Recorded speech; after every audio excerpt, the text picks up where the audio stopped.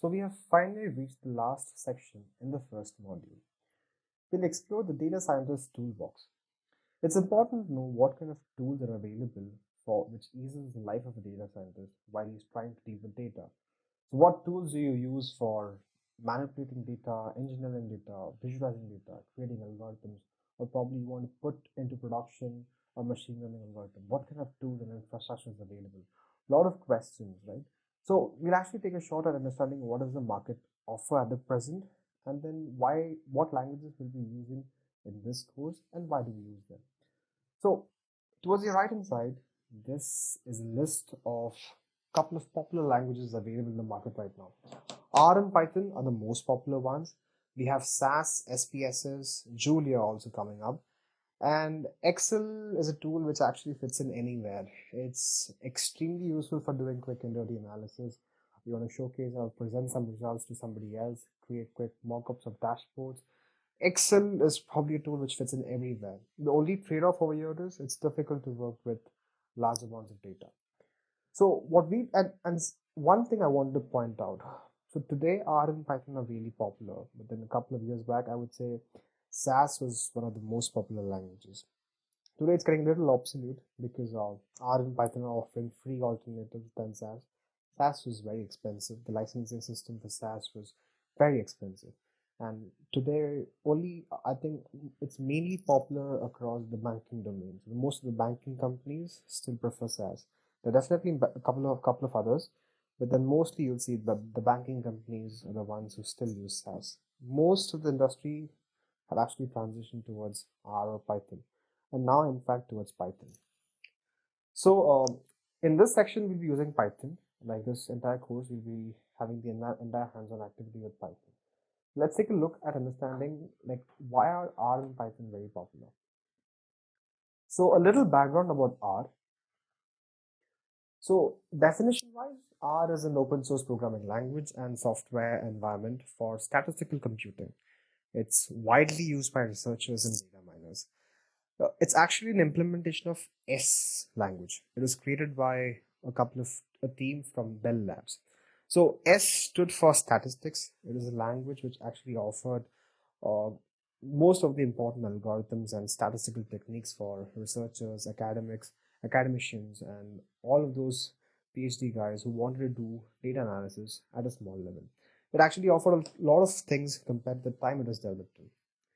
Later, a couple of folks from New Zealand in University of Auckland launched the first version in 1995, and a stable version was actually released in 2000. So the name R actually came into picture because both of the founders, Ross Ahenka and Robert Gentleman, both of their names start with R. The language, but actually got a lot of traction somewhere around the year 2005. So a scientist named Hadley Wickham was largely responsible for this revolution. He actually launched various packages that made life very easy with R. So a lot of packages around visualizing data and manipulating data is actually made possible with the packages launched by Hadley Wickham. It started with 2005 where he launched the package Reshape. Reshape was what we do in so the pivoting process in Excel is actually what we do in Reshape. So it made the process of pivoting data across dimensions extremely simple. So today, almost all libraries launched by Hadley Wickham are extremely popular and downloaded a million number of times. So almost the entire community of data science using our library package called DPLYR for data manipulation. It makes the entire process very easy. Almost everyone visualizes data using a package called ggplot. Pivoting data is completely done using the package Reshape. There's a newer version called Reshape 2, and so on. So the language got extremely popular around 2005 and got a lot of traction because it is very easy to use, and a wide and a large community was actually supporting the language. So it was very easy to get help, and then there's no better alternative at that point of time. So from 2005 onwards, R really picked up. Somewhere around the same time, Python also started picking up for data science. Like Python was also in the picture from 1991, but then it actually got traction after R's popularity. So let's take a look at Python. Python is also a very popular open source general purpose programming language. It was created around the year 1991, and majority of the data science components actually came around the year 2005. So once R started getting popularity, Python also had a community which was ready to adopt data science into the stack. So a lot of packages were developed which actually provided data science features, and they actually mimicked a lot of features right away from R. The revolution happened somewhere around 2009. 2009 is the time when Pandas was launched.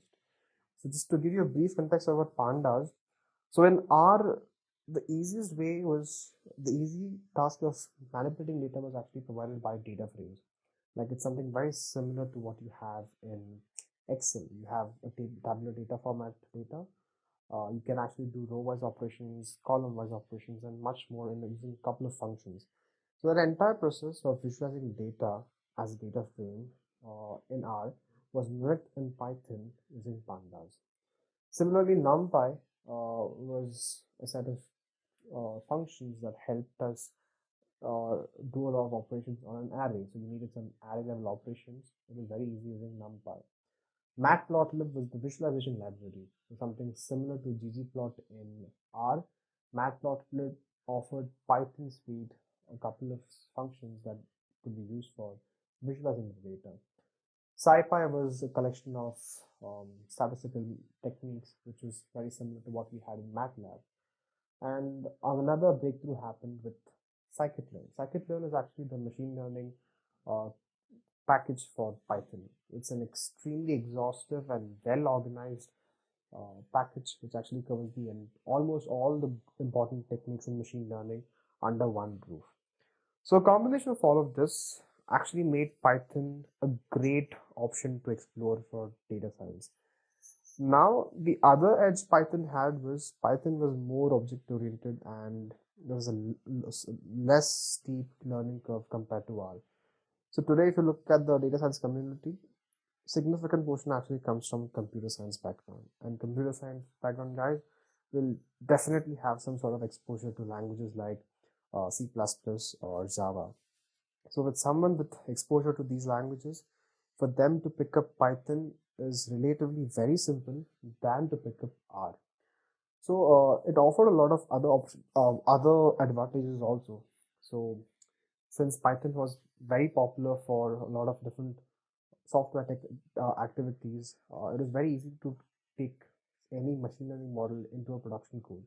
So the production level support, almost the entire stack of software in the production environment had great support for Python.